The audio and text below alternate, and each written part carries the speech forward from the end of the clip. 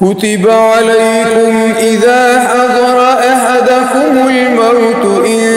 ترك خيرا الوصية للوالدين والأقربين بالمعروف حقا على المتقين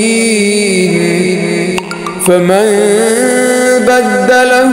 بعدما سمعه فإنما إثمه على الذين يبدلونه إن الله سميع عليم فمن خاف من موص جنفا أو إثما فأصلح بينهم فلا